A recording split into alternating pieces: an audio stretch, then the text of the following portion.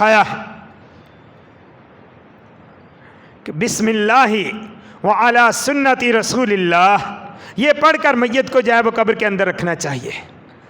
और फिर कब्र के अंदर मैयत को लेटाना कैसे है? रसूल करीम सल्लल्लाहु अलैहि वसल्लम का जो तरीका सोने का था, जिस तरह आप सोते वक़्त दाएं पहलू पर सोते थे, इसी तरह मैयत को कब्र के अंदर भी इसी तरह लेटाना चाहिए। सीधा लेटाने की बजाय दाएं करवट पर पिछली दीवार के साथ टेक लगा करके उसका चेहरे का रुख जो है वो किबला की तरफ हो। ये सुन्नत तरीका है मैयत को कब्र के अंदर उतारने का। और फिर कब्र को बंद करने के बाद कब्र को पुख्ता करना, पक्का करना, ये अल्लाह के नबी सल्लल्लाहु अलैहि वसल्लम ने मना फरमाया है। यहाँ हमारी मजबूरी है कि यहाँ कराची शहर के अंदर ज़मीन के अंदर कब्रिस्तान जो आउट ऑफ सिटी हैं, बाहर के कब्रिस्तान में, वहाँ तो जगह है। ये जो शहर के अंदर वाले हैं, यहाँ तो वो ब्लॉक लगाकर बॉक्स बनाया जाता है। और कब्र भी दो तरह की होती है, एक लहद वाली और एक शक वाली। नबी अलैहिस्सलाम ने फरमाया अल्लहदु लना व शक्कु लिगैरिना, लहद हमारे लिए है, शक दूसरों के लिए है। देहात गांव वगैरह में जो है वो लहद वाली कब्र बनाई जाती है कि सीधा गड्ढा खोद कर फिर उसके अंदर जो है वो साइड पे गड्ढा खोदा जाता है मैयत को रखने के लिए। ये लहद वाली कब्र है, ये अफजल है। अगर नहीं है तो ये सीधी कब्र जो है ये भी बनाई जा सकती है, ये भी जायज़ है।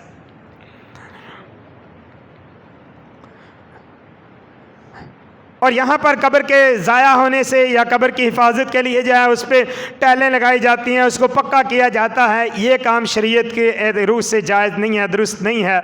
अगर ज़्यादा से ज़्यादा उसको नुकसान वगैरह से बचाना है तो जो मैयत की इसकी कब्र की बाउंड्री है उसके बाहर बाहर जो है वो छोटी दीवार की जा सकती है, ब्लॉक लगाया जा सकता है। लेकिन जो कब्र है उसको पुख्ता करना ना ऊपर से ना नीचे से, ये दुरुस्त नहीं है, ये जायज़ नहीं है। और फिर ये कब्रें जो पक्की बनाई जाती हैं, अगर 5 मिनट आज आप ज़्यादा दे दें तो ये मैं बातें जो चंद एक बातें ये पूरी कर लूँ, टाइम तो पूरा हो गया है, अगर इजाज़त हो आपकी तरफ से तो। फिर कब्रें जब पक्की बनाई जाती हैं उस पर कतबे लगाए जाते हैं, आयतुल कुर्सी लिखी जाती है, कुल लिखे जाते हैं, तो इसमें कुरान की भी तौहीन होती है, अल्लाह के नामों की तौहीन होती है। उस पर जानवर गुजरते हैं, वो बेहुरमती करते हैं, पेशाब करते हैं। आपने देखा होगा, मैंने खुद देखा है, जब मैयत लेकर जा रहे होते हैं, चारपाई उठाई होती है, कब्रों के ऊपर से फलांगते जाते हैं। बाज़ औक़ात अल्लाह के नाम के ऊपर, आयतुल कुर्सी के ऊपर पाँव आ रहे होते हैं। लिहाजा इन चीज़ों से बचना चाहिए। हम कहते हैं काफिर कुरान की बेहुरमती करते हैं, तो हम भी तो ये करते हैं। लिहाजा कब्रों को पक्का करके उनके ऊपर आयतुल कुर्सी लिखना, चारों कुल लिखना, कलमा लिखना, ये चीज़ें दुरुस्त नहीं है, ये जायज़ नहीं है। एक मुसलमान को ये चीज़ें ज़ेबा नहीं देती, उससे इन चीज़ों से बचना चाहिए। और फिर जब मैयत को दफन कर दिया है तो उसके बाद मैयत के लिए 3 दिन का सोग है सवाए शौहर के। नबी अलैहिस्सलातु वस्सलाम ने फरमाया जिसका शौहर फौत हुआ है उसके लिए 4 महीने 10 दिन है इद्दत गुजारनी है, सोग है। बाकी किसी मैयत के लिए 3 दिन से ज़्यादा सोग मनाना जायज़ नहीं है। और इसमें भी देखिए, जो फौत होने वाला है उसके लिए दुआ है, इखलास के साथ जनाजे में दुआ की है। यहाँ पर भी हमारे यहाँ आम तौर पर अल्लाह ताला हम सबको सुन्नत की पैरवी की तौफ़ीक़ अता फ़रमाए। सुन्नत की खिलाफ वर्जी की जाती है कि जनाज़ा तो जो है वो 1 मिनट के अंदर अंदर कर दिया जाता है, और जनाज़ा पढ़ाने के बाद मैयत के आस पास इकट्ठे होकर जी इतनी मरतबा कुल पढ़ लो, इतनी मरतबा दरूद पढ़ लो, और फिर जो है वो बाद में दुआ शुरू कर दी जाती है। दुआ जनाजे के अंदर है, मैयत पर जनाजे के बाद दुआ नहीं है। तदफीन के बाद, मैयत को कब्र में उतारने के बाद, कब्र बंद करने के बाद फिर दुआ है। आप अलैहिस्सलातु वस्सलाम ने फरमाया कि अब इसके लिए दुआ करो क्योंकि अब इससे सवाल किया जाएगा। उस वक़्त मैयत के लिए साबित कदमी की दुआ करनी चाहिए। और फिर फौत होने वाले के जो लवाहिकीन हैं, जो वरासा हैं, उनके लिए ताज़ियत है कि उनको हौसला दिया जाए। और नबी करीम सल्लल्लाहु अलैहि वसल्लम ने ताज़ियत के अल्फाज भी सिखाए, इन्ना लिल्लाहि मा अख़ज़ा व लहु मा अता व कुल्लु शैइन इंदहु बिअजलिन मुसम्मा वल तस्बिर वल तहतसिब। तो तो ये अल्फाज कह के या अपनी ज़ुबान में जाए, उनको हौसला अफजाई करनी चाहिए और हौसला देना चाहिए, सब्र की तलकीन करनी चाहिए। ये जो तरीका है कि बैठ जाते हैं 3 दिन तक और फिर जो भी आता है वो जी दुआ करो, हाथ उठाकर दुआ करते हैं, ये तरीका नबी अलैहिस्सलाम से साबित नहीं है। बाज़ भाई कहते हैं दुआ करने में हरज क्या है, कोई हरज नहीं है, लेकिन ये तरीका नबी अलैहिस्सलाम से साबित नहीं है। हाँ, आपने दुआ करनी है, कब्रिस्तान जाकर दुआ करें, आप जहाँ पर भी दुआ करेंगे, दुआ अल्लाह से करनी है, अल्लाह तो हर जगह सुनता है। जिसके लिए करनी है वो वहाँ मौजूद भी नहीं है, वहाँ पर तो आप जिनके पास गए हैं आप उनको सब्र की तलकीन करें, उनके साथ आप जो है वो उनके दुख को बांटें।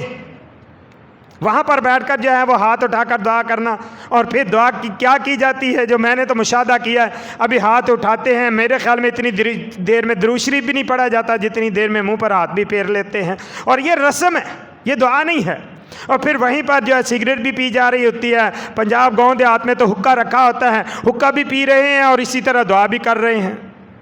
जब लहसुन प्याज खाकर मस्जिद में आना मना है कि फ़रिश्तों को तकलीफ़ होती है, तो फिर दुआ करने के लिए तो मुंह का पाकीज़ा होना ज़रूरी है। ये सिगरेट वाला मुंह, हुक्के वाला मुंह, उसी से दुआ करते, ये चीज़ जो है वो नबी करीम सल्लल्लाहु अलैहि वसल्लम की तालीमात के ख़िलाफ़ है।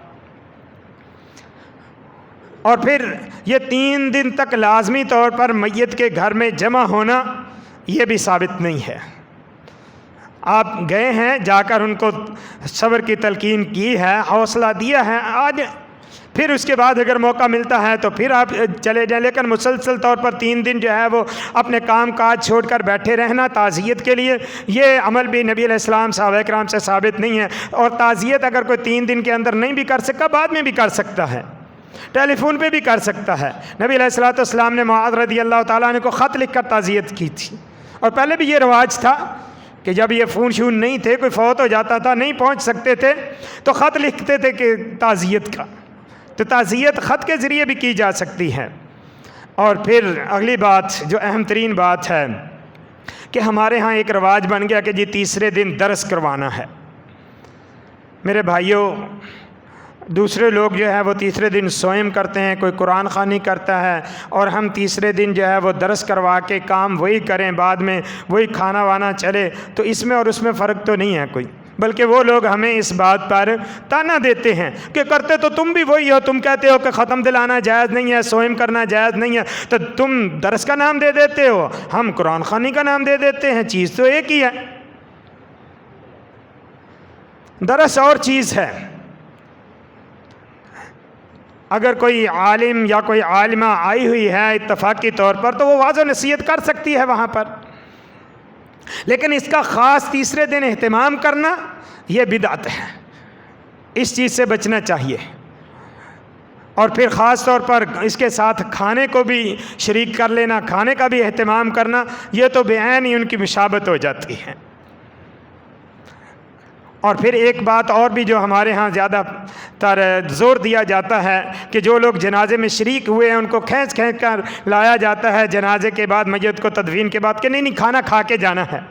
तो मेरे भाइयों ये बात याद रखिए, ये तदफीन के लिए या ये मैयत के लिए के बाद जो खाना है, खिलाना है, ये जो इलाके के लोग हैं, महल्ले के लोग हैं, ये उनके लिए नहीं है, बल्कि मैयत के घर वालों को, जो करीबी रिश्तेदार हैं या पड़ोसी हैं, उनका हक़ है कि वो उनको खाना पेश करें।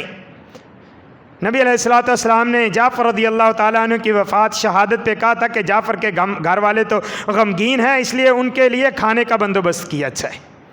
तो मैयत के घर में अगर कोई दूर से, बाहर से, दूसरे शहर से आया है तो वो भी उनके साथ शरीक है, उनके लिए तो एहतमाम किया जाए, पड़ोसी या रिश्तेदार वो उनको खाना दें, ना कि जो है वो सारे मोहल्ले वाले या आसपास वाले या जो करीबी रिश्तेदार हैं जिनका घर भी वहीं है, अपने घर में खा सकते हैं, वो भी वहीं पर खाने। और लोग जो है वो इसके लिए इसरार करते नहीं जी आप खा कर जाएँ, भले एक लुकमा ही खा के जाएँ, ये बात है नबी करीम सल्लल्लाहु अलैहि वसल्लम की तालीम से साबित नहीं है, लिहाजा इससे गुरेज करना चाहिए, बचना चाहिए। एक और बिदअत है कि कुछ लोग कहते हैं कि अगर किसी का शौहर फौत हुआ है तो वो औरत जनाजे के साथ 40 कदम चलकर चली जाए, उससे इद्दत साकित हो जाती है। ये भी मेड इन पाकिस्तान मसला है, शरई मसला नहीं है। मैयत चाहे बूढ़ी बेवा है, चाहे जवान लड़की है, उसके लिए 4 दिन 10 दिन ये इद्दत है। और इद्दत के अहकामात जो हैं वो तफसील के साथ फिर इंशाल्लाह किसी मौके पे बयान करेंगे। तो लिहाजा इस इद्दत के दौरान चाहे बूढ़ी औरत है उसको भी या चाहे जवान लड़कियां उसको भी जो पाबंदियां हैं उनका ख्याल रखना चाहिए। बेजा बाहर नहीं निकलना चाहिए और ज़ेब व ज़ीनत नहीं करनी चाहिए, शौक़ कपड़े वगैरह नहीं पहनने चाहिए। जो मेडिकल ज़रूरत या कोई और ऐसी मजबूरी हो तो उसके तहत वो बाहर जा सकती है। और मैयत के लिए इसाले सवाब के लिए हम ये जो एक जज्बा रखते हैं कि हम रिश्तेदारों को, बरादरी को, लोगों को बुलाकर जो है वो खाना खिलाएंगे, मैयत को इसाले सवाब होगा। तो इसाले सवाब के नबी करीम सल्लल्लाहु अलैहि वसल्लम ने जो तरीके बयान फरमाए हैं वो सबसे बेहतरीन हैं, उससे बढ़कर कोई तरीका नहीं हो सकता। हमें उन तरीक़ों को ही इख्तियार करना चाहिए। अल्लाह रब्बुल आलमीन से दुआ कि अल्लाह ताला हमें हर मौके पर सुन्नत को, नबी अलैहि सलाम के तरीके को इख्तियार करने की तौफ़ीक़ अता फ़रमाए। जो बिदआत हैं अल्लाह पाक हम सब को उनसे बचने की तौफ़ीक़ अता फ़रमाए। वमा अलैना इल्लल बलागुल मुबीन।